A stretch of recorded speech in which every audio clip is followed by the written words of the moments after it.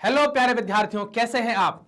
मैं अंकुर बबेले आप सभी का स्वागत करता हूं मैग्नेट ब्रेन्स हिंदी पर। मैग्नेट ब्रेन्स हिंदी एक ऐसा प्लेटफॉर्म है जहां हिंदी माध्यम की कक्षा 6 से लेकर कक्षा 12 तक का संपूर्ण पाठ्यक्रम निःशुल्क में कराया जा रहा है। तो हम अपने वीडियो की तरफ आते हैं। हमने लास्ट वीडियो में क्या डिस्कस किया था। हमने देखा था कि साइमन कमीशन भारत आता है, जिसका काफी विरोध भारत में हो रहा था। काफी विरोध हो रहा था और भारत में एक नई मांग आ गई थी जिसको कहा गया था पूर्ण स्वराज। हमने ये बातें भी की थी। इन पूर्ण स्वराज के लिए कांग्रेस का अधिवेशन भी बुलाया गया था। ये वाली सारी बातें हम उसमें देख चुके थे लास्ट वीडियो में। अब गांधी जी क्या थे? गांधी जी एक ऐसी चीज चाहते थे, कोई एक ऐसा मुद्दा चाहते थे जो भारत के लोगों की रोजमर्रा से जुड़ा हो। मतलब वो डेली यूज में आने वाली ऐसी चीजें हो जिससे लोग क्या है उनको समझाया जाए और लोग उस कारण से इस आंदोलन में कनेक्ट कर जाएं। और गांधी जी को एक ऐसी चीज मिल गई थी, उस चीज का नाम था नमक। नमक आप सब जानते हैं कितना जरूरी है। खाने में नमक ना हो तो बिल्कुल खाना स्वादहीन हो जाता है। तो गांधी जी को वो चीज मिल गई थी, नमक।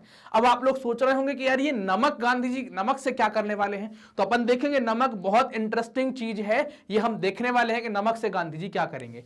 तो यहां से एक यात्रा स्टार्ट होगी गांधी जी की, जो सविनय अवज्ञा आंदोलन की बिल्कुल क्लोज चली जाएगी। इस यात्रा के बाद ही सविनय अवज्ञा आंदोलन स्टार्ट हो जाएगा। इस यात्रा को हम कहते हैं नमक यात्रा या दांडी यात्रा के नाम से जानते हैं। अब जो ये नमक यात्रा या दांडी यात्रा है, इसे हम दो तीन तरीके से देखेंगे कि गांधी जी ने नमक ही क्यों चुना। अगर नमक चुना है तो यात्रा कब स्टार्ट हुई, कब खत्म हुई, और ये यात्रा जो है ये कैसे प्रारंभ की गई। इस नमक यात्रा के द्वारा सविनय अवज्ञा आंदोलन करने वाले हैं, तो ये नमक यात्रा कैसे प्रारंभ की गई, हम इन तीन बिंदुओं पर कब हुआ, कैसे हुआ और क्यों हुआ, ये जवाब हम जानने की कोशिश करेंगे। तो कब हुआ, तो ये तारीखें हैं, अपन इन तारीखों पर चर्चा कर लेंगे, लेकिन आपको ये याद रखनी है ना, आप ये इनको याद रखेंगे। तो गांधी जी ने नमक चुन लिया था। अब नमक क्यों चुन लिया था, आप जानते होंगे कि नमक चुनने के पीछे एक कारण है कि हर एक व्यक्ति चाहे अमीर हो चाहे गरीब हो, आप देख रहे हो यहां पर अपन ने लिखा है अमीर और गरीब, इनके पीछे कारण क्या है, हर एक व्यक्ति चाहे अमीर हो गरीब हो उनके खाने में नमक तो होना ही चाहिए। ऐसा थोड़ी है कि ज्यादा बड़ा आदमी है तो नमक नहीं खाता है, गरीब आदमी है तो ज्यादा नमक खाता है। एक सफिशिएंट मात्रा में, एक ऐसी मात्रा जो हमें उचित लगती हो, उचित मात्रा में व्यक्ति को नमक डेली लगता ही है। बिना नमक के खा पाते हैं क्या, बताओ। आप आज ट्राई करना बिना नमक के खाने का, फिर अपन देखेंगे कि नमक कितना महत्वपूर्ण है। ठीक, तो गांधी जी ने क्यों नमक चुन लिया कि भाई नमक जो है वो जरूरी हो गया, तो गांधी जी को नमक मिल गया, सभी लोग इसमें खाएंगे। अब मुद्दा तो मिल गया। अब गांधी जी क्या है, चाहते थे कि इस आंदोलन में भारत के सभी लोग, चाहे वो अमीर हों, चाहे वो किसान हों, चाहे वो सामान्य लोग हों और दूसरे लोग, ये सभी उसमें जुड़ जाएं। तो गांधी जी ऐसा कुछ सोच रहे थे। तो उस समय भारत के जो वायसराय थे उनका नाम था लॉर्ड इरविन। ये आप नाम देखिए। तो लॉर्ड इरविन के सामने गांधी जी ने क्या किया कि अब यात्रा आंदोलन स्टार्ट करना है तो कुछ चाहिए, तो गांधी जी ने उनके सामने कुछ मांगे पेश कर दी। ये मांगों की संख्या जो थी वो 11 थी। 11 मांगे गांधी जी ने उनके सामने रख दी। 31 जनवरी के दिन की घटना है। 31 जनवरी को गांधी जी ने ये मांगे रख दी। अब इन मांगों में क्या था, गांधी जी ने लिखा कि कुछ मांगे औद्योगिक थी, कुछ सामान्य मांगे रखी गई, कुछ मांगे औद्योगिक और किसानों से जुड़ी हुई भी थी, जिनमें सभी जनमानस की, जो भी सामान्य लोग रह रहे हैं, इनकी सबकी मांगे उसमें आ जाएं। इनके साथ साथ गांधी जी ने इसमें नमक वाली बात को भी ऐड किया, क्योंकि उस समय जो नमक है वो नमक पूरा ब्रिटिश आधिपत्य के अंतर्गत आता था। नमक का जो उत्पादन होता है वो सब कौन करते थे, ब्रिटिश साम्राज्य के लोग करते थे। और जब वो नमक बेचा जाता था तो उसके ऊपर कर लगता था। नमक एक ऐसी चीज थी कि व्यक्ति को चाहिए ही चाहिए, और उस पर भी अंग्रेज कर्ज लगा रहे थे। आप सोच लीजिए किस तरीके के लोग थे यहाँ पर। तो गांधी जी ने बोला कि भाई ये नमक जो है वो ब्रिटिश आधिपत्य से बाहर होना चाहिए, जो लोग कर रहे हैं उनसे दूर हो, दूसरे लोग भी इसमें अपना हस्तक्षेप कर सकें, वो भी उत्पादन कर सकें। और नमक के ऊपर जो आप टैक्स लगा रहे हैं, अगर दूसरे वाला व्यक्ति कर भी रहा है तो आप उसके ऊपर नमक कर लगा दे रहे हैं, तो ये नमक कर भी समाप्त होना चाहिए। इसके ऊपर मुंशी प्रेमचंद ने एक ग्रंथ भी लिखा है, किताब लिखी, उपन्यास, जिसको कहते हैं नमक का दरोगा। मतलब एक पोस्ट हुआ करती थी जो ये चेक करती थी कि नमक चोरी का तो नहीं जा रहा है। तो ये नमक वाली बात भी इनके सामने रखी। अब इरविन जो है वो भारत का बड़ा व्यक्ति है, भारत का वायसराय है। उसने बोला है उसने मना कर दिया कि भाई हम इनकी कोई मांगे नहीं देंगे। गांधी जी ने ये मांगे रखी थी तो कैसी चुनौती के तरीके से, चेतावनी देते हुए रखी थी कि ये चेतावनी है कि अगर इन मांगों को इस तारीख तक नहीं मान लेंगे तो आप देखना गांधी जी इनको समय पर्याप्त दे रहे हैं। गांधी जी ने मांगे रखी 31 जनवरी 1930 को और उनको काफी समय दे दिया, 1.5 महीने का समय दे दिया और बोले 11 मार्च तक का समय है तुम्हारे पास, अगर तुमने मांगे मान ली तो बहुत अच्छी बात है, अगर नहीं मानी तो फिर हम कुछ करेंगे और हम क्या करेंगे वो कहलाएगी, उसको कहेंगे हम दांडी यात्रा। तो इरविन ने ये मांगे मानी नहीं, इरविन ने मांगे मानी नहीं तो गांधी जी ने क्या किया, अपने कुछ साथियों को लिया। साथियों की संख्या थी 78। तो अभी कभी आपसे पूछ लें कि भाई कितने यात्री गांधी जी के साथ गए थे तो 78, और गांधी जी खुद, तो टोटल कितने हो गए 79, 79 लोग गांधी जी के साथ या गांधी जी को मिलाकर टोटल 79 लोग हो जाते हैं। तो 78 अनुयायियों को उन्होंने लिया और एक यात्रा स्टार्ट करी। कहां से? साबरमती से दांडी तक। ये दोनों जगह आप देखेंगे गुजरात के अंतर्गत आपको देखने को आएंगी, है ना। गुजरात एक ऐसी जगह है, आप देखें ऐसा नक्शा है गुजरात का, तो गुजरात के अंतर्गत ही ये दोनों आती हैं। तो अब दांडी तक की यात्रा क्यों? चूंकि नमक जो होगा वो कहां बनेगा? समुद्र के किनारे पे, मतलब दांडी जो है वो यहां कहीं में से कहीं आता होगा, तो दांडी यहां पर है समुद्र के किनारे। तो समुद्र का पानी क्या होता है? खारा होता है। तो करते क्या है कि समुद्र के पानी को ऐसा फैला देते हैं, गर्मियों में भाप बन के वो उड़ जाता है, तो नीचे जो खार बनती है उसको फिर हम नमक बनाकर जगह जगह पर भेज देते हैं और आपके खाने में वो आ जाता है। तो गांधी जी ने, उनका जो आश्रम था साबरमती, वो भी कहां पर है आपका? गुजरात के अंदर। तो गुजरात से उन्होंने साबरमती की यात्रा की। ये दोनों जगह के नाम याद रखना, मैप में आपसे पूछ ले जाए कि भाई साबरमती कहां है तो आप गुजरात के अंदर टिक लगा देना। दांडी कहां है तो दांडी को टिक यहां मत लगा देना, दांडी यहां थोड़ी, दांडी कहां है? समुद्र के किनारे। तो समुद्र के किनारे आपको टिक लगाना, यहां भी लगा दोगे तो चल जाएगा लेकिन करेक्ट जगह पर आप लगाना। तो दांडी तक की उन्होंने यात्रा यहां पर स्टार्ट कर दी। अब दांडी पहुंचे गांधी जी, तो ये यात्रा जो थी इसकी जो पूरी अगर हम देखें कि कितने किलोमीटर की थी तो ये 240 मील थी, और गांधी ने ये 240 मील कितने दिन में पूरे किए? 24 दिन में। तो हमेशा देखें गांधी जी प्रतिदिन लगभग 10-10 मील की यात्रा कर रहे थे और बीच बीच में अलग अलग गांवों में रुक रहे थे, और रुकते हुए क्या कर रहे थे? लोगों को समझा रहे थे कि हम एक आंदोलन करने वाले हैं, चूंकि अब हम निकल गए हैं, इरविन ने हमारी बातें नहीं मानी है तो हम निकल गए हैं, तो हमें एक आंदोलन करना है। आपको क्या करना है? जब ये आंदोलन स्टार्ट हो तो हमारे आंदोलन जैसे पहले रहे हम उसी तरीके से करेंगे, लेकिन आप भी तैयार रहें, हिंसा नहीं करनी है। गांधी जी के आंदोलनों में हिंसा वाली बात नहीं होती थी, ये गांधी जी कहते हुए वहां पर पहुंच गए। और 6 अप्रैल के दिन गांधी जी दांडी पहुंच गए। 6 अप्रैल के दिन गांधी जी दांडी पहुंच गए और उन्होंने क्या किया? नमक, जो समुद्र का पानी था उसको रखा, स्टोव जलाया, स्टोव के ऊपर पानी डाला और पानी खोलता रहा, खोलते खोलते उड़ गया, नीचे खार बन गया और पकड़ के से मुट्ठी से और बोल दिया नमक कानून टूटा। तो ये यात्रा ऐसे स्टार्ट हो जाती है और यहां से क्या हो जाता है? नमक बनाकर गांधी जी क्या कर देते हैं? नमक तोड़ो कानून, और उसी के साथ कौन सा आंदोलन स्टार्ट हो जाता है? उसको कहते हैं सविनय अवज्ञा आंदोलन कहलाता है। अब ये बात समझ में आई ना? तो आपसे 2 क्वेश्चन पूछ सकते हैं कि भाई ये यात्रा कब से कब तक रही, तो इनकी डेट याद रखेंगे 12 मार्च, क्योंकि गांधी जी ने अल्टीमेटम कब तक दिया था?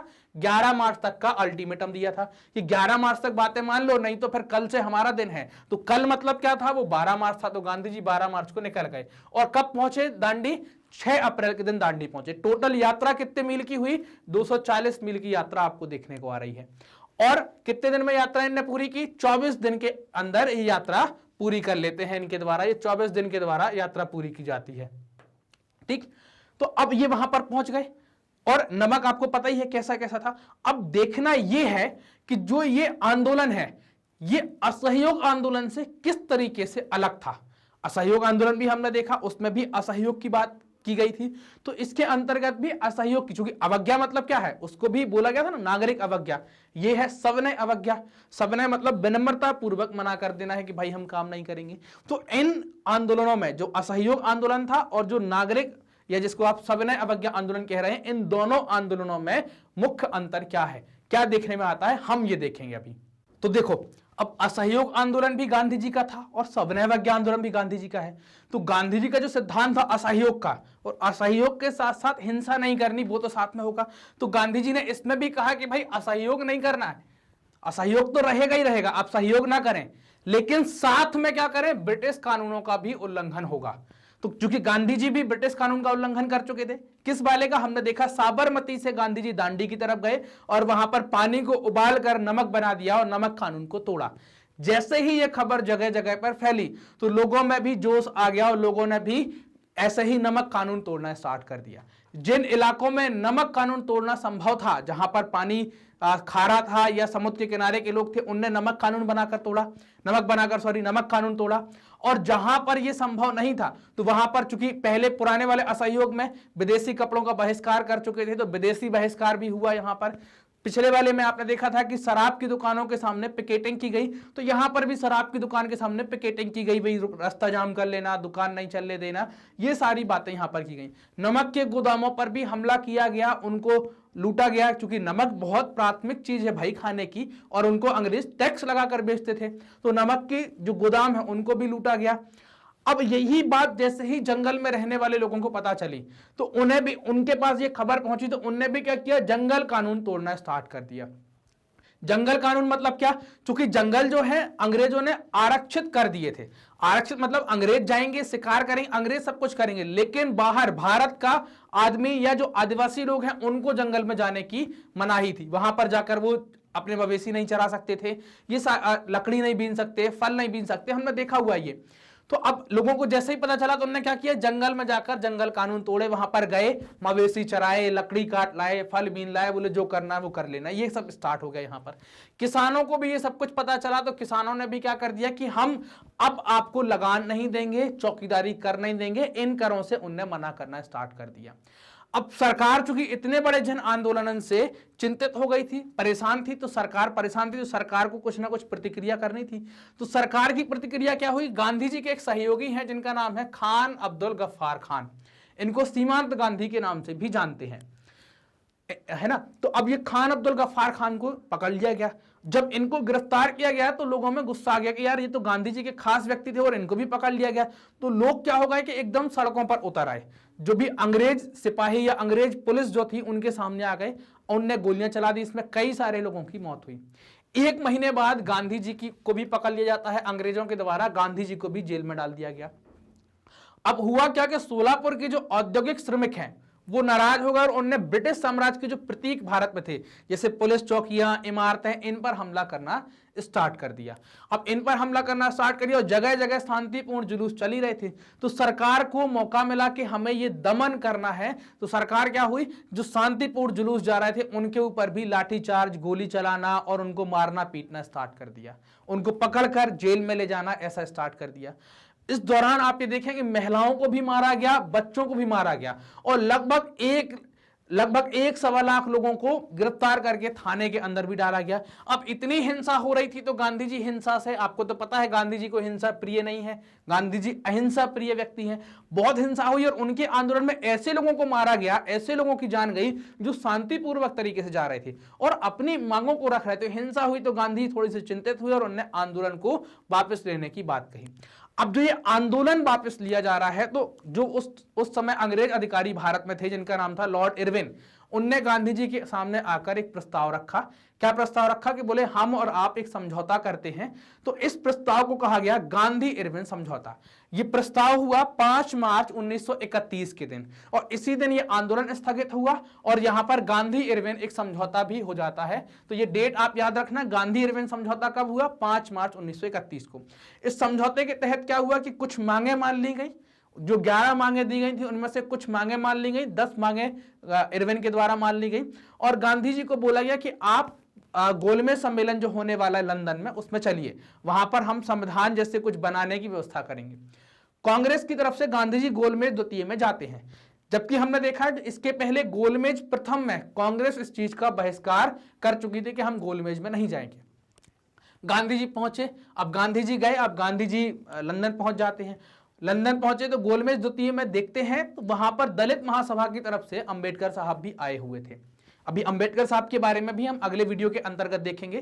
तो अंबेडकर साहब भी आए हुए थे, तो वहां पर कुछ वर्ग का टकराव हो गया। ये जो गोलमेज सम्मेलन है बड़ा उथल पुथल वाला रहा, कोई सफलता हाथ नहीं लगी। यहां भी गांधी जी निराश हो गए। गांधी निराश होकर भारत आए। भारत आकर लौटते हैं तो जब भारत आए तो लौटकर क्या देखते हैं कि जो उनके एक व्यक्ति थे जवाहरलाल नेहरू और जो खान अब्दुल गफ्फार खान, इनको पकड़कर पुलिस ने जेल में डाला हुआ था और जो शांतिपूर्वक जुलूस चल रहे थे पुलिस इनके ऊपर दमन कर रही थी, इनको दबाने की कोशिश की जा रही थी।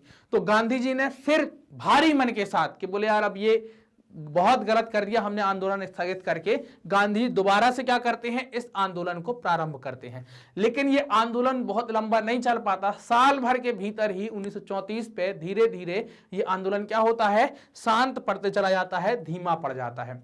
तो गांधी जी का ये हमने नमक यात्रा वाली बात देखी, और ये भी देखा यहां पर कि गांधी जी कैसे इन नमक यात्रा के साथ सविनय अवज्ञा आंदोलन स्टार्ट किया। सविनय अवज्ञा आंदोलन में कैसे कैसे ये हुआ, नमक कानून तोड़े, जंगल कानून तोड़े, लगान नहीं देंगे, चौकीदारी कर नहीं देंगे, ये सारी बातें हुई। गांधी जी का और इरविन का समझौता हुआ, गांधी जी गोलमेज द्वितीय में चले गए। अब इसके आगे की बात यह होगी कि अब इनको अलग अलग लोगों ने, अलग अलग वर्गों ने इस आंदोलन को समझा कैसे। जैसे हमने असहयोग को देखा हुआ था, ऐसे हम यहां भी देखेंगे। ये थोड़ी सा और बड़ा आंदोलन है, तो हम ये देखेंगे भारत के अलग अलग वर्ग के लोग इसको कैसे लेते हैं, उनके द्वारा इसको कैसे समझा जाता है।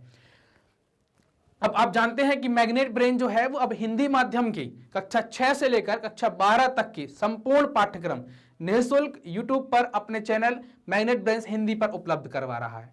आपको ये वीडियोस और ये लेक्चर प्राप्त करने के लिए करना क्या है, हमारे चैनल को सब्सक्राइब करना है, जो भी सेशंस होते हैं उनको लाइक करना है, और इन्हें अपने दोस्तों के साथ भी साझा करना है, और कमेंट करना भी ना भूलें। Thank you.